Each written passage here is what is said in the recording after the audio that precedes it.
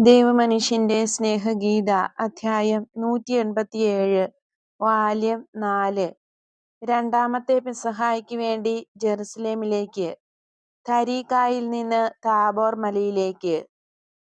വള്ളങ്ങൾ തിരിച്ചയച്ചുകൊണ്ട് ഈശോ പറഞ്ഞു, ഞാൻ തിരികെ വരുന്നില്ല.